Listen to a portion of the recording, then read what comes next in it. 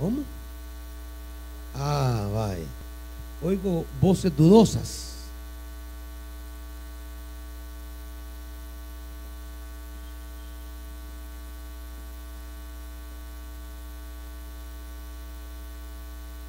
Gálatas 1, una de las cartas. Si gustan los hermanos o hermanas que están en la línea donde se ve la cámara, si gustan, háganse un poquito más para acá, hermanitos, para que no les estorbe la visibilidad,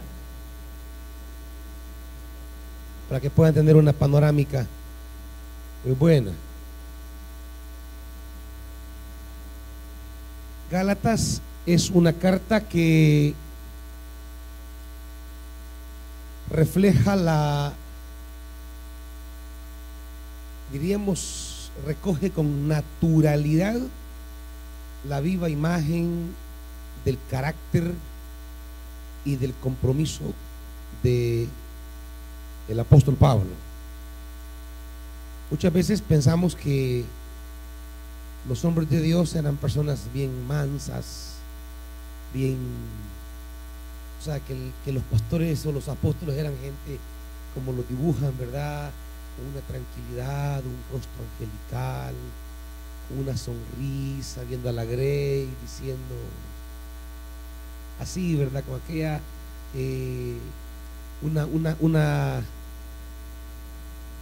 una actitud de mucha mansedumbre y quietud hacia la congregación y los asuntos del evangelio. Pero realmente no eran así las cosas, hermanitos. Había muchas cosas de por medio, habían tantas cosas en juego en las comunidades cristianas, que los apóstoles eran personas audaces, a veces muy radicales, contundentes. Carta a los Gálatas recoge esa personalidad, diríamos,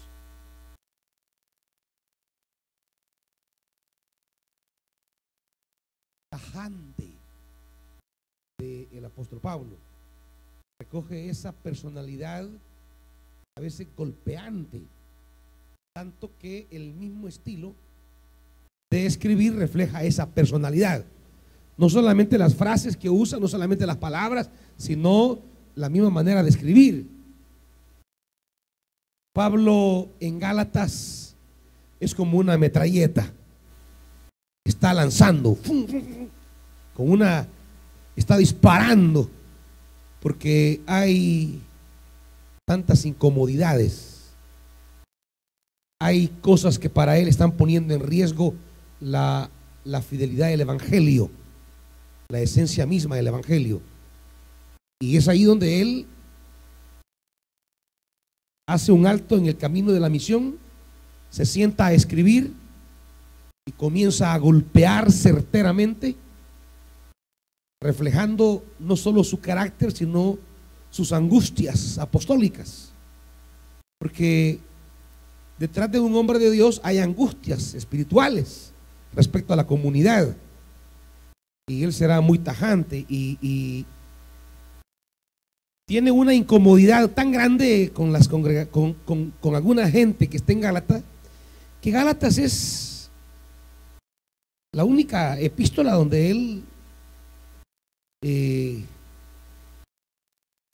no arranca normalmente la carta como todas las cartas, con una palabra de paz, con una palabra de misericordia, con una palabra no, arranca con una aseveración contundente respecto a su apostolado.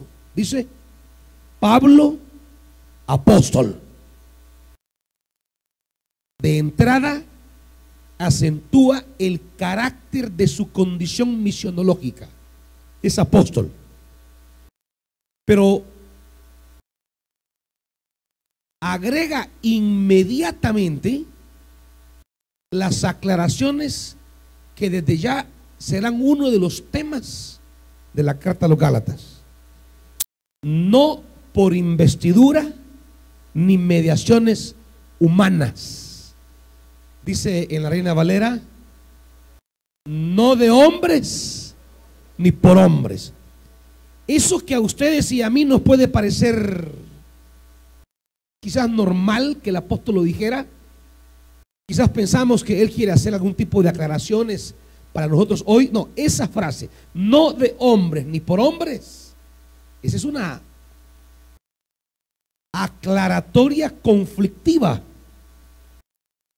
porque uno de los temas que tendrá en la carta es defender su apostolado, porque habrán grupos que no aceptarán, rechazarán y deslegitimarán su apostolado. Es más, sobre la base de no reconocerlo como apóstol, es que quieren invalidar la enseñanza. ¿Dónde está aquí la gente de columnas y conexiones? Los líderes. ¿Dónde están? ¿Y Portillo? ¿Y Nelson? Anda a preguntármele si ya está en allá está la clase, decime, ahorita ya, que si ahí es la clase.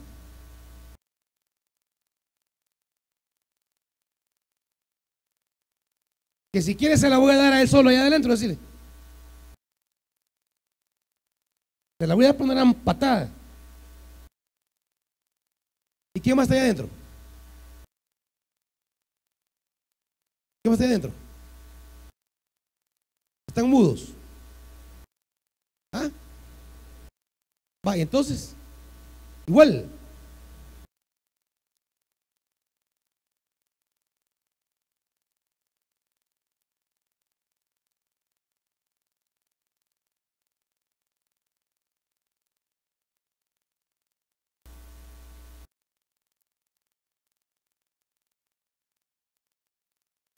Ustedes quieren casa de aparte, vos.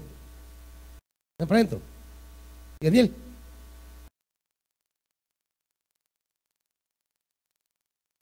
¿Quieren clase ustedes aparte, especial?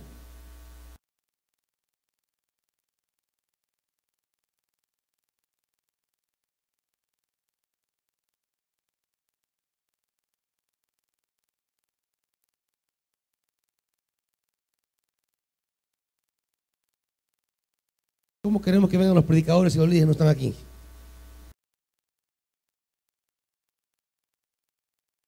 Última vez que estoy llamando gente.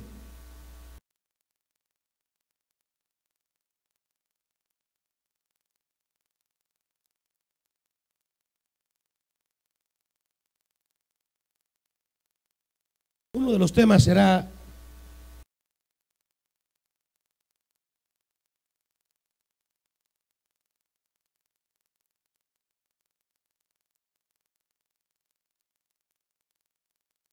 el apóstol es portador de una enseñanza. Diríamos más bien de una revelación.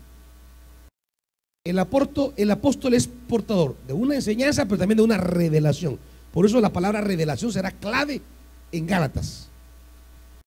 Los enemigos del apóstol Pablo van a esforzarse por negar su condición de apóstol. Y al negarle el estatus de apóstol, invalidan su enseñanza. Es decir, otro que bien baila.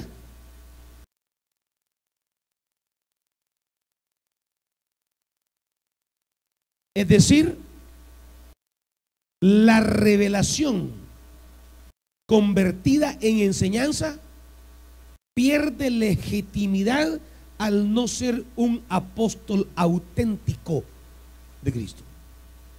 Por tanto, habrá un grupo de personas que se van a conocer como los judaizantes.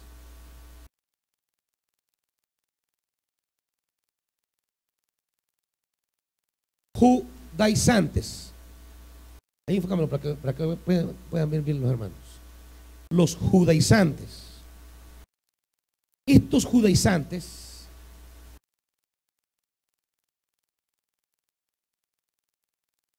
no crean que son inconversos. No crean que son gentiles o judíos que no creen en Jesús. No, no. Los judaizantes son hermanitos. Son hermanos. Hermanos provenientes de la comunidad de Jerusalén. Pablo tendrá un conflicto frontal con la iglesia de Jerusalén.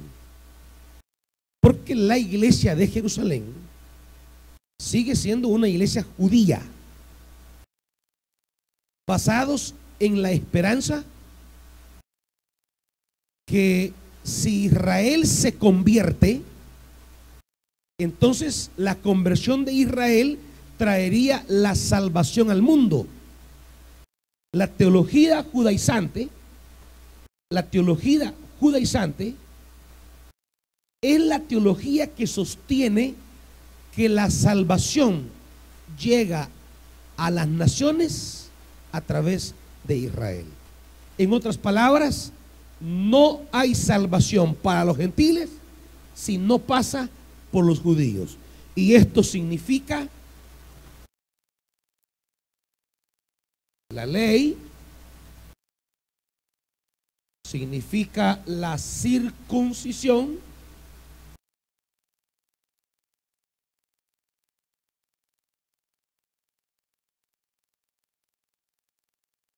significa algunas leyes alimenticias, algunas normas de pureza,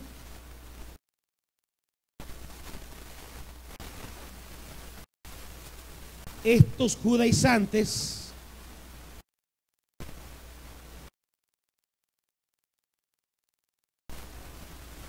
son de la iglesia de Jerusalén, son hermanos, es decir, son creyentes en Cristo. Porque a veces tenemos la idea que los judaizantes eran algunos incrédulos judíos que andaban molestando a Pablo. No, no, eran hermanos, eran creyentes en Cristo. Pero era la iglesia de Jerusalén, una iglesia con identidad étnica judía y con teología judía. Y la esencia de la teología judía es que no había salvación sin Israel, sin ley, sin sacrificio, sin la circuncisión. Toda persona que quisiera acceder a las bendiciones del reino de Dios inaugurada en Cristo Jesús tenía que pasar por el filtro judaizante. En otras palabras, tenía que hacerse judío ritualmente, aunque no lo fuera racialmente. Tendría que hacerse judío simbólicamente. Tendría que hacerse judío a través de el rito religioso y los componentes judíos. ¿Me van siguiendo, hermanitos? Entonces, el apóstol comienza una obra misionera en la cual él ha tenido acceso a una comprensión del evangelio que no pasa por el filtro judío. Es decir, una comprensión del evangelio que no pasa por los principios teológicos de Jerusalén. Entonces él andaba haciendo misión, predicaba en Galacia, fundaba una iglesia, creaba una comunidad, se iba a Tesalónica, predicaba, creaba una comunidad, se iba a Éfeso, a Corinto, se iba a Filipos. Es decir, andaba como un misionero itinerante, fundando comunidades que tuvieran a Jesús como Señor de su vida.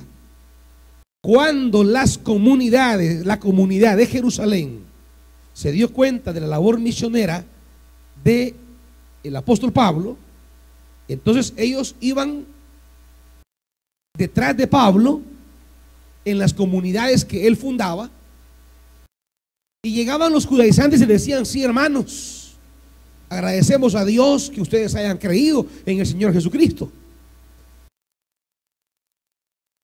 Agradecemos que este hombre llamado Pablo, nuestro hermano Pablo, pues tenga alguna preocupación por su salvación, pero el evangelio que él les ha traído es un evangelio limitado, es un evangelio parcializado, es una desviación del verdadero evangelio, porque él anda predicando a Jesucristo, pero él tiene su propio evangelio, y el evangelio que tenemos que creer es el que hemos heredado de Jesucristo. Y comenzaban ellos a decirle a las comunidades que Cristo, que Jesús, el Jesús histórico, para comenzar era judío. Por ahí teníamos que empezar. Por tanto, la salvación venía por alguna especie de hacerme judío, aunque sea simbólicamente, ya que ustedes como gentiles no lo pueden ser por la sangre. Tienen que hacerlo aunque sea simbólicamente. ¿Y cómo pueden hacerse judíos aunque sea simbólicamente? A través de la circuncisión. La circuncisión es la marca que identifica a un judío. Entonces, ya que no pueden ser judíos por cuestión racial, pero pueden ser judíos de una forma religiosa. Entonces tienen que circuncidarse, tienen que guardar la ley y algunas normas de pureza que nosotros los judíos guardamos, creemos, cuidamos, custodiamos. Entonces ellos iban detrás de la práctica misionera de Pablo, negándole su rol de apóstol. Él no era del Señor. Él no fue nombrado por los hombres apóstoles. Por eso dice Pablo, apóstol, no de hombres, ¿verdad? La NBI dice, no por investidura ni mediación humana. Es decir, ni me han llamado los hombres, ni Dios usó a los apóstoles que ya eran apóstoles para nombrarme apóstol. Es decir, él está diciendo: yo tengo un apostolado del mismo rango que ellos, porque a mí me llamó el Señor, no me han llamado ellos. A diferencia de Judas, ¿se acuerdan ustedes? Que fue elegido apóstol por los que ya eran apóstoles. Y Saulo de Tarso dice: no, yo soy apóstol no porque me hayan nombrado apóstol los apóstoles ya existentes. Me llamó apóstol el mismo Señor, como a ellos los llamó el mismo Señor. Entonces desde ahí Pablo arranca la carta con un exabrupto radical, digamos, tirando patada al pecho, porque eso va a marcar la tónica de toda su carta. Los judaizantes le dirán a los hermanos de Gálatas: deben volver a la ley, deben circuncidarse y deben guardar normas de pureza. Esto es ser un verdadero creyente en Jesús. Y la iglesia va a ser arrastrada por la corriente judaizante.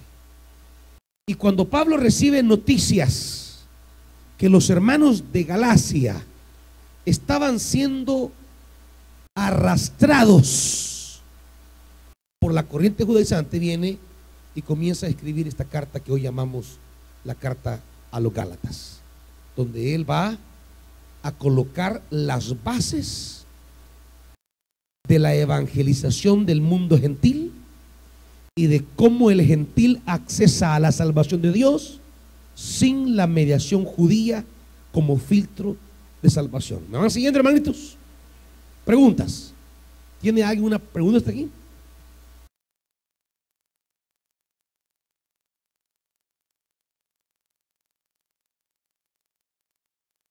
¿O todos entienden o nadie entiende? ¿O nadie agarra una?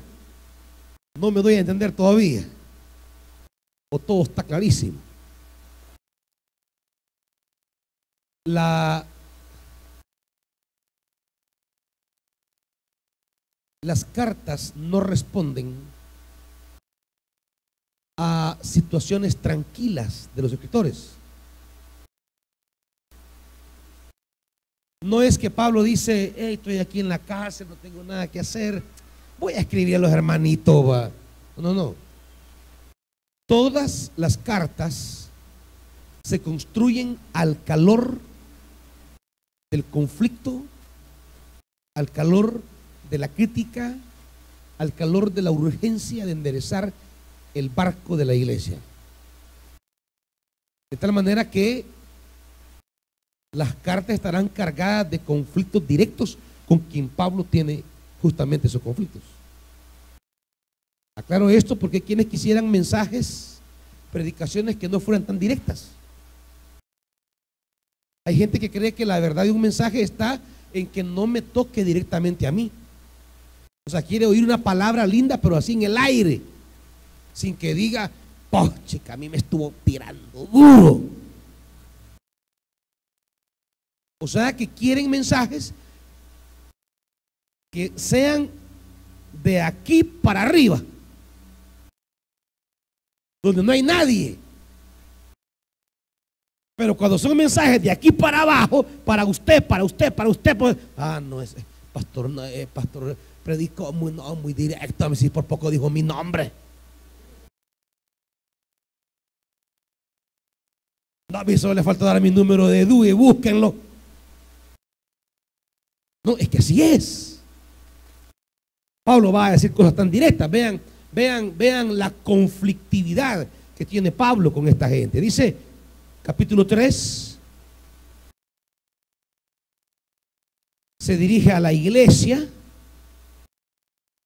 y les dice: Gálatas torpes. La Reina Valera dice insensatos. La versión popular dice estúpidos. Gálatas estúpidos. Cualquiera puede decir: uy, qué tosco eso, qué ofensivo. Yo mejor no digo esa palabra porque me ofende. O sea, Pablo es así de directo, hay confrontación clara. Dice, cuando él está haciendo referencia a esta gente, ya lo veremos más en detalle.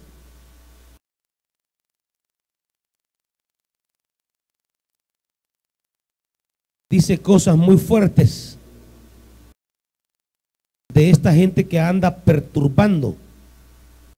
Gálatas 5, por ejemplo.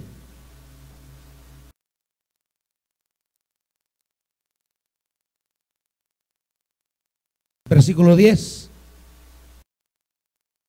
Yo por mi parte confío en el Señor que ustedes no pensarán de otra manera. El que los está perturbando será castigado quien sea. Hermanos, si es verdad que yo todavía predico la circuncisión, ¿por qué se me sigue persiguiendo? Si tal fuera mi predicación, la cruz no ofendería tanto. Ojalá que esos instigadores acabaran mutilándose del todo. O sea, Pablo le llama a la circuncisión, no le llama, como ustedes saben que la circuncisión es una mutilación en la parte genital del varón. O sea, se corta un pedazo. Es decir, la circuncisión es que se arranca una parte del pellejo que cubre, del prepucio, correcto, una parte del prepucio que cubre el glande. Entonces hay un corte, hay un pedazo que se corta y se quita. Entonces esa es la circuncisión. Y lo que Pablo está diciendo: ojalá que estos no se mutilen un pedacito, ojalá que se mutilen todo, quiere decir Pablo. O sea, que se corten del todo mejor, que se arranquen todo, pues, ¿verdad? Que se arranquen manos, pies, cabeza, que se hagan pedazos, pues, ellos solos. Que no se quiten un pedacito porque están afectando el evangelio. O sea, el reclamo es grande, la molestia de Pablo es enorme, y él va a decir cosas fuertes y contundentes. Bien, en este sentido vamos, habiendo planteado la problemática, esta es la problemática, los hermanos de Jerusalén quieren que los hermanos de Galacia adopten la identidad religiosa de los judíos como condición necesaria e insustituible de alcanzar la salvación. Es decir, ellos todavía no son salvos. Lo que le quieren decir a la iglesia es: Pablo los ha engañado, Pablo les ha mentido, no es todo cierto. Tienen que retomar estas realidades, que son las cosas que Pablo va a desarrollar en la carta: la ley, la circuncisión y normas de pureza. Y veamos la carta para que veamos cómo Pablo aborda esto. Del 6 al 10, él va a establecer la carga y pena que tiene porque la iglesia muy pronto abandonó la enseñanza que él como apóstol les entregó. Me asombra que tan pronto estén dejando ustedes a quien los llamó por la gracia de Cristo para pasarse a otro. Pablo está diciendo que ese evangelio judaizante es otro evangelio. Esto es un conflicto muy grande. No es que haya otro evangelio, sino que ciertos individuos están sembrando confusión entre ustedes y quieren tergiversar el evangelio de Cristo. Pero aún si alguno de nosotros o un ángel del cielo les predicara un evangelio distinto del que les hemos predicado, que caiga bajo maldición. O sea, Pablo es tajante. Aquí no anda él, pobrecitos los hermanitos, ¿verdad? Hay que tener misericordia de ellos. No, maldito. O sea, Pablo es radical. Aquí nada de decir, los hermanitos andan con una enseñanza por ahí que andan confundiditos, ¿verdad? Tengamos misericordia. No. Y lo vuelve a decir: como ya os lo hemos dicho, ahora lo repito, si alguien les anda predicando un evangelio distinto del que recibieron, que sea maldito. Y del 11 en adelante, él comienza a hablar de la robustez de su apostolado. Quiero que sepan, hermanos, que el evangelio que yo predico no es invención humana. No lo recibí ni aprendí de ningún ser humano, sino que me llegó por revelación de Jesucristo. Pablo está sustentando que su apostolado es la legitimación directa de Cristo Jesús, llamándolo personal y directamente al apostolado. Y claro, hacemos referencia a la experiencia de su camino de Damasco, la aparición directa de Cristo para otorgarle un apostolado. Para Pablo, esa epifanía, digamos, ese éxtasis espiritual en el cual él tiene un encuentro estático con el Cristo resucitado, donde lo oye y donde lo comisiona, para él ese es el fundamento de su apostolado. Él tuvo una experiencia directa de conversión. A él no lo convirtió ningún hombre, a él no lo convirtió ningún apóstol, a él no lo convirtió ningún creyente. Él iba en sus ocupaciones camino a Damasco, como en sus ocupaciones estaba Pedro y Juan, Andrés a la orilla del lago tejiendo las redes. El Señor se les aparece y los llama. Igualmente Pablo dice: ocupado en esto iba yo camino a Damasco, cuando de repente, es decir, el éxtasis, la epifanía, o sea, la manifestación directa de Cristo a Saulo para entregarle una misión, es para él la base de su apostolado. Pablo entiende que esa epifanía no fue simplemente una experiencia de conversión en principio, sino más que eso, una experiencia de apostolado, es decir, un llamado a una tarea específica. ¿Me van siguiendo, hermanitos? Ustedes ya están enterados de mi conducta cuando pertenecía al judaísmo, de la furia con que perseguía a la iglesia de Dios, tratando de destruirla. En la práctica del judaísmo yo aventajaba a muchos de mis contemporáneos en mi celo exagerado por las tradiciones de mis antepasados. Ojo, mis antepasados. Todo lo que está planteando aquí, que es parte del judaísmo, enfoca esto, hijo. Todo lo que está planteando aquí, que es parte de su historial religioso, dice él, yo era mucho más radical y más fiel a esto que estos que han venido a confundirlos. Pablo está diciéndoles, no sé por qué se vienen a dejar confundir por gente que apela a esto como instrumento de salvación, si yo de ahí vengo, quiere decir Pablo, yo de esto vengo. ¿Cómo volveremos a ella? Que será la pregunta que hará en el capítulo 4 a la iglesia. Versículo 8, porque Pablo va a ir compaginando su experiencia con la experiencia de los Gálatas. Y dice 4:8, antes, ¿ven el antes?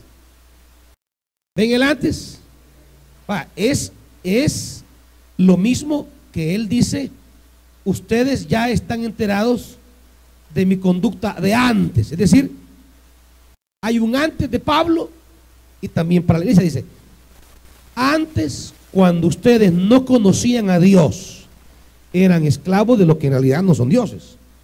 Pero ahora que conocen a Dios, o más bien que Dios los conoce a ustedes, ¿cómo es que quieren regresar a esos principios ineficaces y sin valor? ¿Quieren volver a ser esclavos de ellos? Ustedes siguen guardando los días de fiesta, meses, estaciones y años, o sea, toda la normativa de pureza que va a apelar de aquí, la normativa de pureza. Ustedes quieren seguir guardando esto.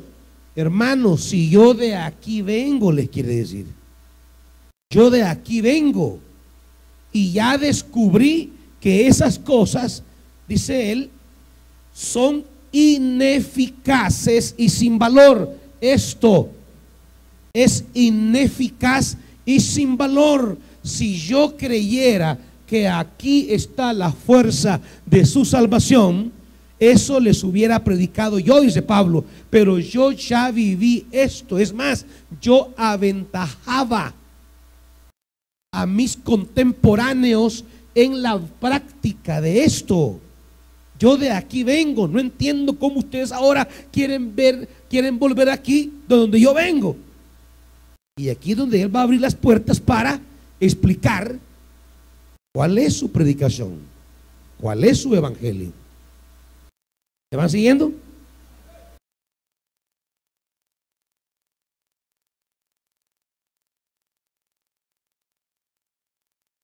Sigue defendiendo su apostolado. Versículo 15. Sin embargo, Dios me apartó desde el vientre de mi madre y me llamó por su gracia cuando Él tuvo a bien revelarme a su Hijo para que yo lo predicara entre los gentiles. No consulté con nadie. Tampoco subí a Jerusalén para ver a los que eran apóstoles antes que yo, sino que fui de inmediato a Arabia, de donde luego regresé a Damasco. Después de 3 años subí a Jerusalén para visitar a Pedro y me quedé con él 15 días. No vi a ningún otro de los apóstoles, solo vi a Jacobo, el hermano del Señor. Dios me es testigo que en esto que les escribo no miento. 23.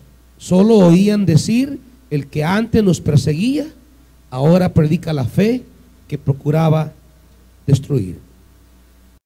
Capítulo 2. 14 años después subí de nuevo a Jerusalén, esta vez con Bernabé, llevando también a Tito. Fui en obediencia a una revelación y me reuní en privado con los que eran reconocidos como dirigentes y les expliqué el evangelio que predico entre los gentiles, para que todo mi esfuerzo no fuera en vano. Pablo va a reunir a la comunidad apostólica de Jerusalén, o a los principales líderes que están allí, para explicarles el evangelio, porque aunque él no tiene un llamado a través de los apóstoles de Jerusalén, él respeta a la comunidad madre. Pablo va a tener un profundo respeto por Jerusalén, y aunque no comparte la teología de Jerusalén, aunque no comparte las afirmaciones de los líderes de Jerusalén, y aunque no le reconocieron en un principio, él va a respetar a la comunidad madre. Es decir, hay que ser agradecidos con la fuente de donde nos llegó el mensaje. Pablo es alguien muy apegado a esto. Cuando la iglesia de Jerusalén estuvo atravesando la crisis que en Hechos de los Apóstoles el profeta Agabo profetizó, diciendo que vendría una hambruna sobre Jerusalén, Pablo tomó esa palabra y la creyó, y comenzó a levantar fondos en el mundo gentil para recoger una ofrenda para los hermanos de Jerusalén que estaban atravesando la hambruna. Y él anduvo de iglesia en iglesia recogiendo la ofrenda para Jerusalén. Pablo siempre dijo: ellos sembraron lo espiritual, sería gran cosa si nosotros ahora sembramos en ellos lo material. De ellos salió el evangelio que hoy de alguna manera les predicamos, así que ahora devolvámosle gratitud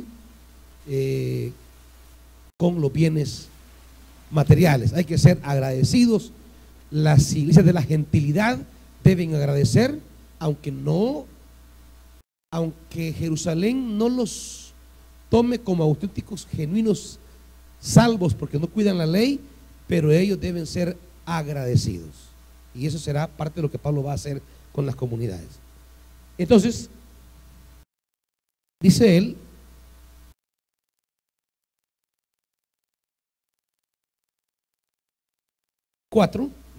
el problema era que algunos falsos hermanos se habían infiltrado entre nosotros para cortar la libertad que tenemos en Cristo. Aquí él comienza ya a armar los conceptos que van a sustentar su teología.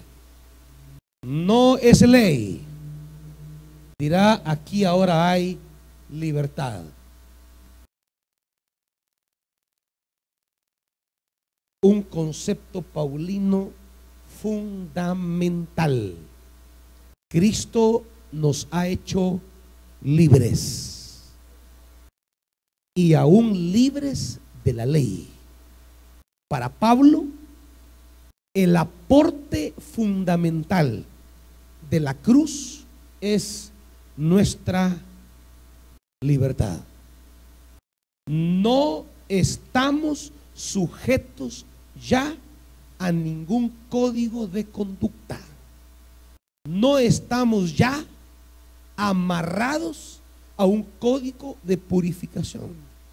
No estamos ya amarrados a una normativa externa sobre qué es lo bueno y qué es lo malo. Oigan esto, es bien radical y a la vez es bien problemático, porque va a crear una idea equivocada más adelante en Gálatas, que Pablo va también a normar un poco mejor, porque algunos van a usar la libertad para irse hacia el libertinaje. Pablo va a decirles que la libertad que termina en libertinaje tampoco es del espíritu, pero que en principio el cristiano es libre de toda atadura humana y solo es esclavo de Cristo.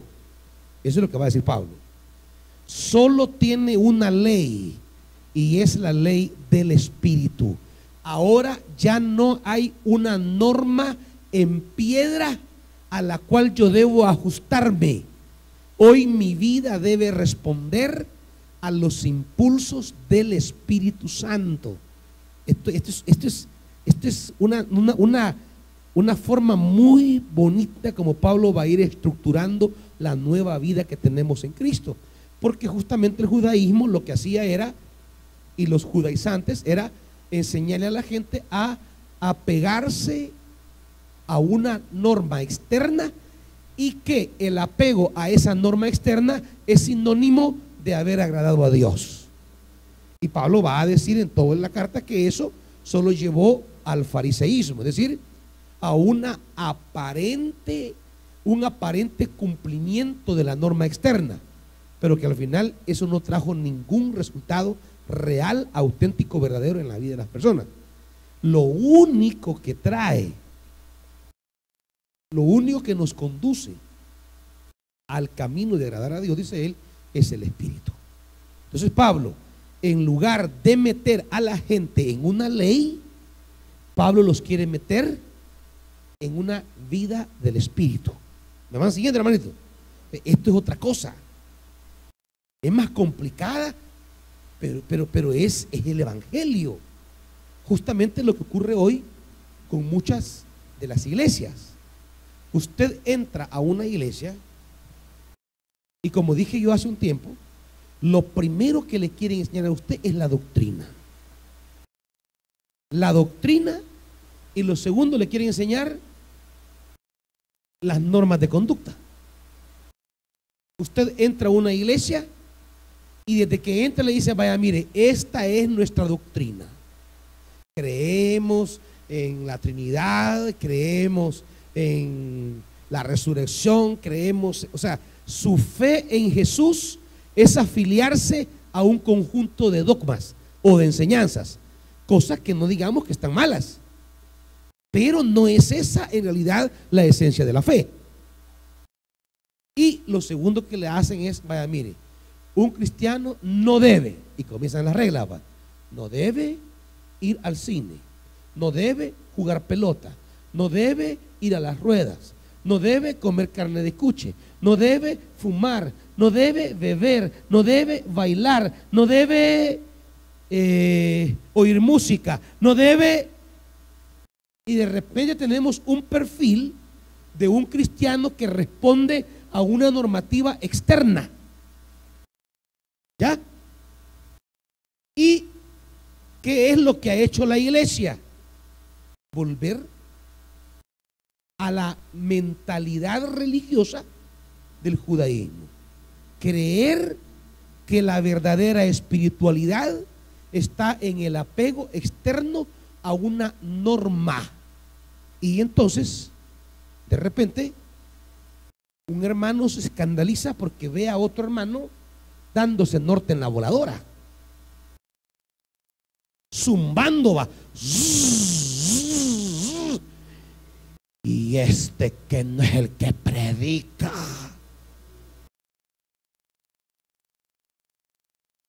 Eso en contra de la doctrina pura.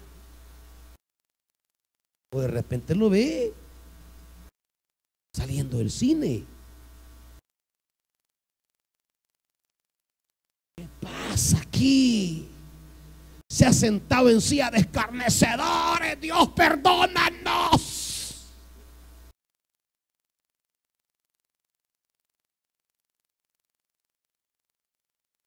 Entonces,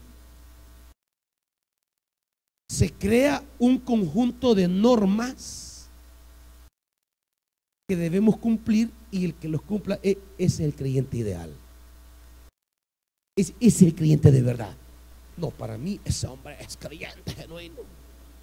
Mire, él bueno, ni sale de su casa, pues. Ese hombre no hay nada, es un discípulo rectecito. ¿Por qué? Porque cumple la norma externa que hemos definido como creyente de verdad. Y se la hemos dicho al mundo también. El mundo tiene una idea de lo que es un creyente. Y no se la ha inventado, nosotros se las hemos dicho. ¿Quién era un judío? No comía cerdo, no se casaban con gente gentiles. Es decir, había un perfil de quién era un judío. De repente un judío salía de esa norma Bueno, y este que no es judío. Es lo mismo hoy. Hemos definido la identidad del cristiano a partir de normativas externas. Pablo va a decir, eso no va más. En Gálatas Pablo va a decir, mi interés no es meterlos a un código externo de conducta o ley. Mi interés es meterlos en una vida del Espíritu, y será el Espíritu quien los guíe a cada uno a toda verdad. Y entonces, ¿qué ocurre? ¿Qué ocurre con la ley? La ley uniforma. Es decir, pone a todos igualitos. Los judíos todos son iguales. Todos no van a comer cerdo. Por eso usted ve que las iglesias, que todos se parecen, va. Hay iglesias que desarrollan una identidad común. El mismo vestido llevan todas las hermanas al culto. Hasta el mismo color, hasta como que hay colores. Y usted dice, esa hermana es de tal iglesia. ¿Por qué? Es que mire pues cómo se viste. Es decir, hay un uniformamiento. El Espíritu no. El Espíritu guía a cada quien según la realidad personal de cada quien. Y este es uno de los temas más difíciles de entender en la comunión cristiana, de los más complicados, porque nuestra aspiración religiosa nos lleva a pretender que seamos uniformados. No, si a mí me prohíbe el Espíritu no comer cerdo, aquí nadie va a comer cerdo. ¿Ya? No, si a mí me prohíbe el Espíritu, a mí me dice, no vas a bailar, si no bailo yo, nadie va a bailar aquí. Sobre todo cuando el pastor entiende las cosas que el Espíritu a él le prohíbe, también se las quiere imponer a toda la grey. ¿Me explico? Y claro, a la gente le gusta. A la gente le gusta mejor que le digan así, vaya, aquí está lo malo, aquí está lo bueno. A la gente le gusta trabajar más así, que asumir la responsabilidad personal de ser guiados por el Espíritu y asumir su propia relación con el Espíritu cotidiana, en la que el Espíritu le diga, esto quiero de vos y esto no quiero de vos. Pero Señor, y aquel, porque con él es aparte, con usted es la cosa. Oh Señor, pero ¿y por qué a él le dejas? Es que esto es como los padres y los hijos. Y los hijos le van a decir a los padres, ¿y por qué a él si viene a las 10 de la noche? A él déjemelo, usted va a estar aquí a las 7 de la noche. Pero no, si yo vengo a las 7, todos a las 7. No, no, no. Yo pongo las normas, dice el Espíritu Santo. Entonces comienzan las disensiones. Y fue parte de los grandes conflictos que van a tener la iglesia en Roma, en Corinto y aún en el mismo Gálatas, donde los creyentes prefieren o todos en la cama o todos en el suelo. Y esto es uno de los problemas que genera conflicto hasta el día de hoy. Si toda la gente quisiera que le aplicáramos la misma ley a todos, todos en la cama, todos en el suelo, es que no hemos entendido todavía la ley del Espíritu. Todavía no hemos entendido que la igualdad de Dios es una desigualdad. ¿Qué es esto? No es que Dios es parejo. Sí, es cierto. Lo parejo de Dios es disparejo. No es que Dios es a todos por igual. Sí, es que la igualdad que Dios aplica es desigualdad. ¿Cómo es eso? Es como cuando se repartió el maná.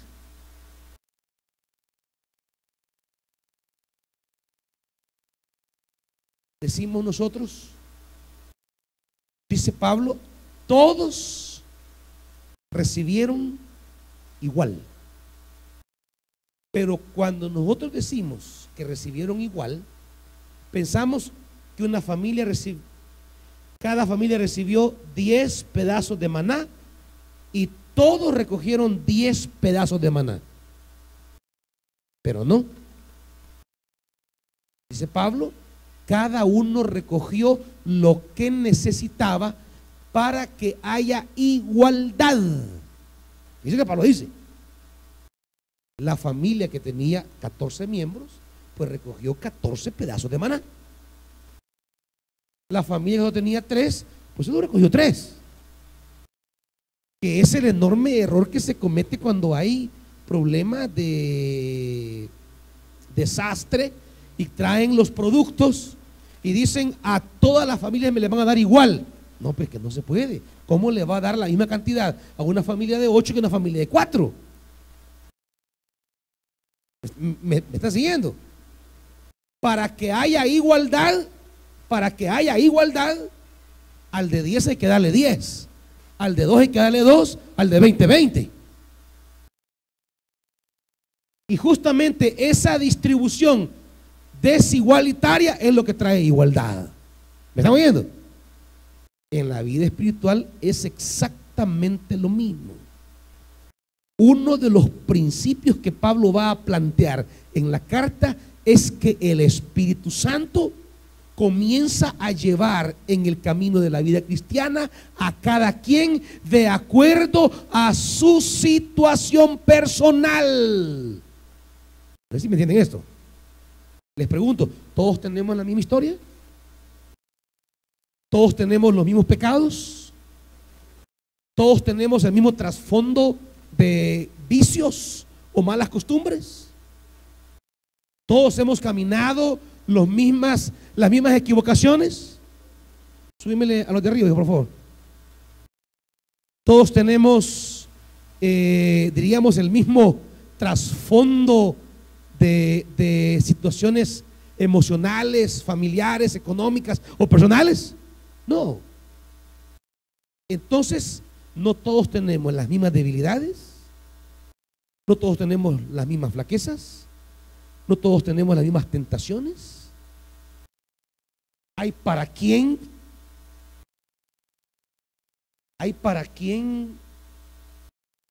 jugar cartas le represente un pasado donde era un vicio para él, donde perdía el sueldo, perdió hasta la casa, hasta perdió la mujer, la empeñó, la apostó y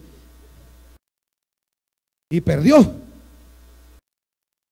Entonces, para él, no tenga la menor duda que el Espíritu le va a decir que para él volver a tocar una carta es pecado para él. No en razón que la carta sea un signo diabólico, no, en razón de su pasado, en razón de su fragilidad, en razón de su práctica anterior, de la cual el Espíritu lo ha liberado. ¿Me explico?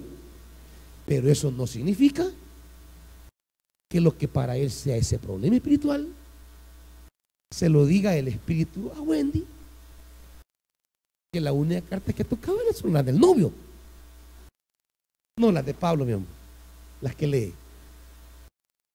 Que nunca ha tocado el naipe,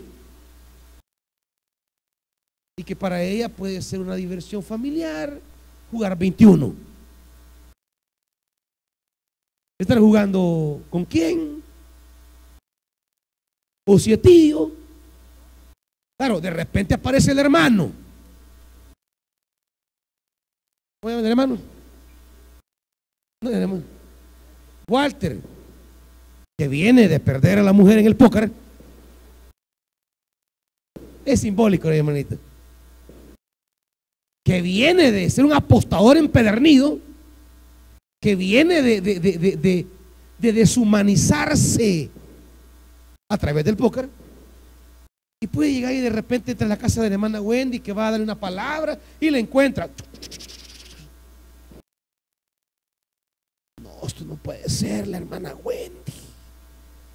Si es la sierva, ¿cómo está jugando cartas, Señor?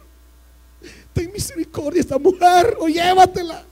O sea, el hermano entra en un conflicto de fe. Entonces, ¿qué es lo que ha hecho la religión? La religión ha creado una lista general de cosas buenas y cosas malas para todos parejo. Y eso es lo que Pablo en Gálatas dice que es lo que los judaizantes han hecho, y es lo que él cree que no tiene valor, no tiene, es ineficaz, eso no tiene peso. Lo que a él le genera un problema espiritual, a ella no se lo puede generar. Y Pablo va a decir en el camino, por eso le dice: mire, hermanos, ustedes están peleando, y si se están mordiendo, cuídense de no hartarse entre ustedes, porque cuando ya hay una norma externa que los va a regir a todos, comienzan ya los conflictos. Y aquel, mira, y allá está jugando, y mira, aquel se va todas las tardes a jugar fútbol, y mira, comienza ya la mentalidad del juzgar y del criticar. Entonces, se requiere una alta madurez desarrollada por la palabra y el Espíritu, el entender, bueno, a mí el Señor me prohibió esto, el Espíritu a mí me lo prohibió. Si no se lo ha prohibido a ella, es el trato de Dios con ella. Pero se sigue reconociendo que la hermana es de Dios, que es mi hermana en Cristo, que es una sierva, que lo que a mí me afecta no tiene por qué afectarle a ella, y no sé qué cosa para ella sí puede ser una debilidad, y que para el hombre no lo sea. No sé si me van siguiendo, hermanitos. Preguntas hasta aquí. Preguntas.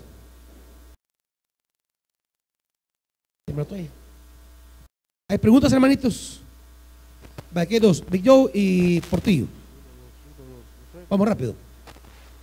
¿Quién lleva el micrófono? Big Joe y Portillo, dije. Allá.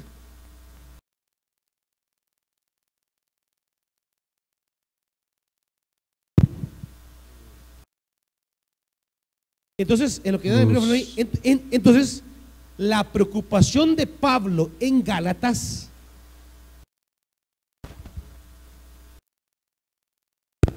no es colocar a la iglesia bajo una ley externa, sino meterlos en una dinámica de vida espiritual guiados por el Espíritu Santo. Es que lo primero es fácil. Solo escriba 20 cosas buenas y 20 cosas malas y vamos todos parejos. Aquí eso es fácil. Pero una vida que se ajuste al Espíritu, esa es una tarea cotidiana, es un reto permanente, y crea una diversidad que puede ser conflictiva por ratos, porque los hermanos que no comían cuche de repente miraban al otro dándose la libra de cerdo, entonces ellos se sentían conflictuados en su fe, porque para ellos era pecado. Portillo.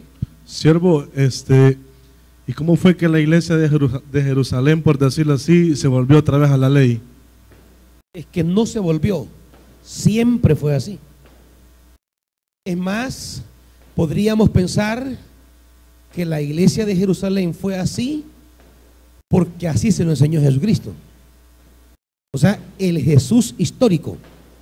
Acuérdense que Jesús era judío, y acuérdense que era un hombre apegado a la ley, y sus costumbres alimenticias eran judías, y su vestimenta y todo era judío. No olvidemos que él era un judío, y en su vida humana, en su vida histórica, él tenía todo el perfil de un judío. Por eso él llegó a decirle incluso: vayan, pero no entren en caminos de gentiles, sino solo a las ovejas de Israel.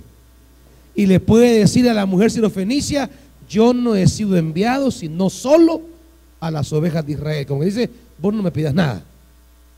Ahora, pero acuérdense que ese es el Jesús histórico, humano, que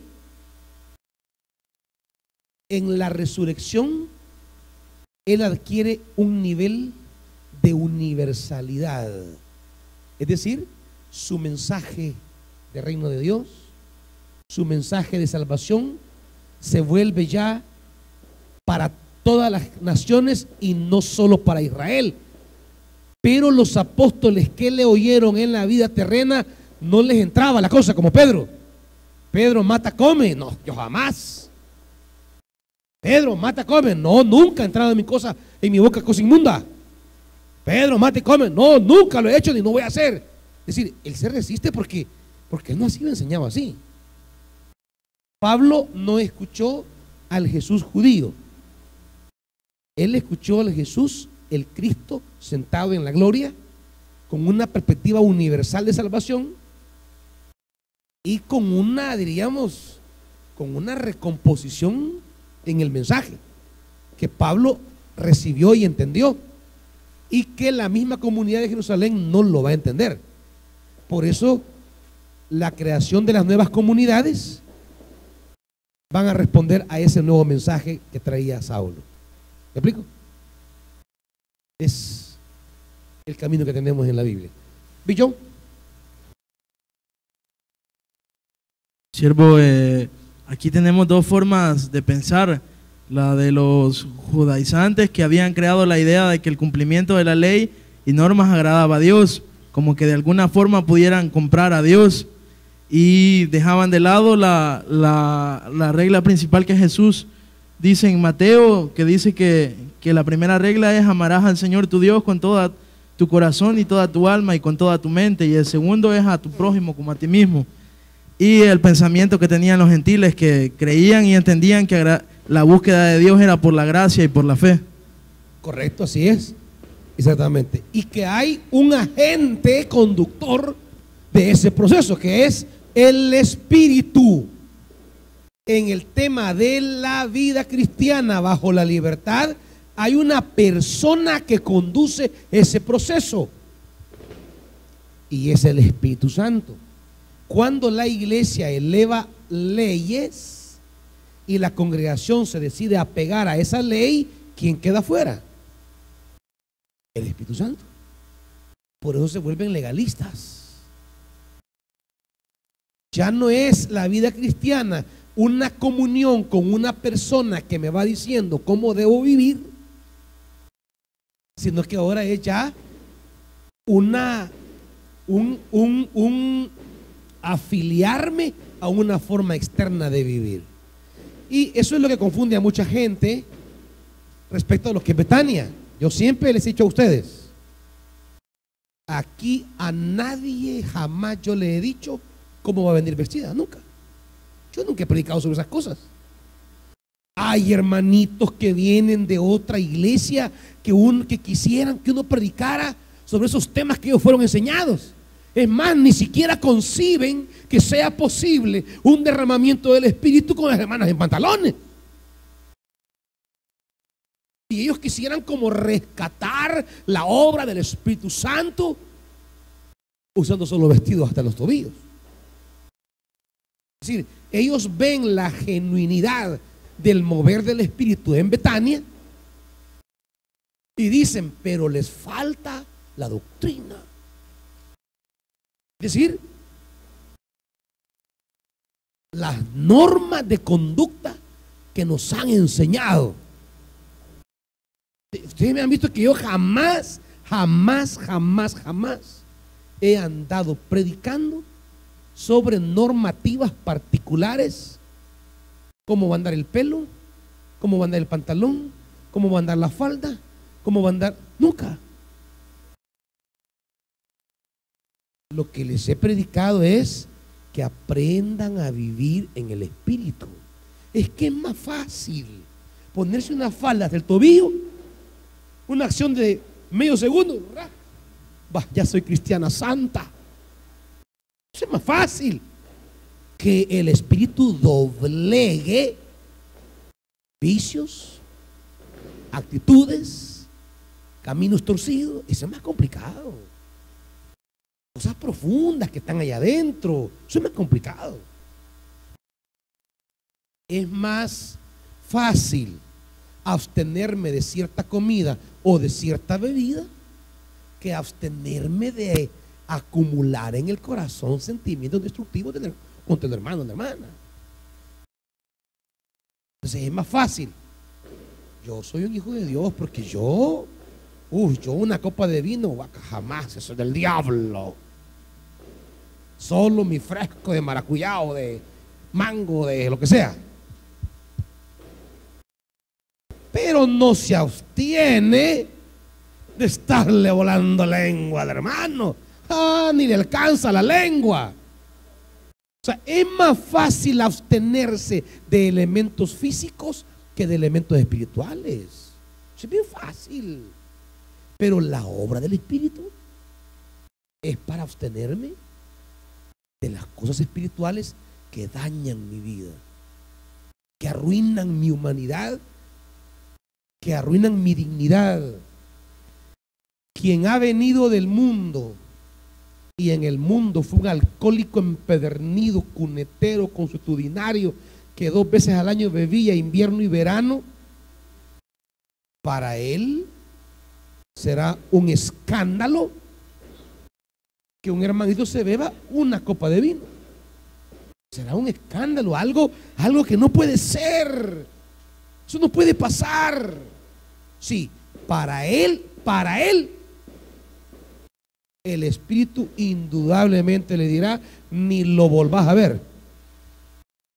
Eso ni lo huelas. Porque eso como de repente pasan por una cantina y sienten el olor y comienza la tripa. Y comienza y el olor, ay, ya siente. Camina, pero se quiere regresar, va. Entonces ese hermano tiene que celebrar la Santa Cena con jugo de uvita, pues. Porque no vaya a ser que el copita de vino le detone a lo que no va a parar nunca más. Pero alguien que jamás ha tenido crisis con la bebida, ¿qué más le enseñaron a comerse un buen pedazo de carne con media botella de vino como una cosa alimenticia? No tiene crisis de fe por eso. Su espiritualidad no está en juego. Entonces, el Espíritu va creando caminos en los que cada quien es sincero con Dios, debe alimentar la comunión con el Espíritu, y esa es la gran preocupación de Pablo. Caminemos en el Espíritu, caminemos en el Espíritu, caminemos en el Espíritu, caminemos en el Espíritu. Y si yo veo que la hermana trae una sublusa que hasta aquí le llegaba y todo el ombligo de fuera, yo sigo mi camino. Es que el Señor le ilumine a ella. Yo no voy a agarrar llave por eso.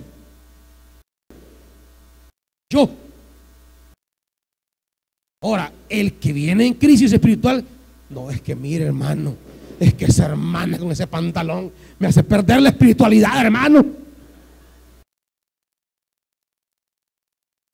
Ahora la pregunta es: ¿quién es el del problema? ¿La hermana con el pantalón que por aquí le llega y media naga se le enseña?